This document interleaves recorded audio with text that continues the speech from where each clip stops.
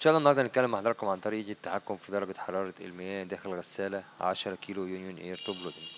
أول حاجة طبعا بنبتدي نشغل الغسالة عن طريق مفتاح الباور، وبعد اختيار البرنامج ومستوى المية طبعا بنبدأ نشغل ستارت للتشغيل.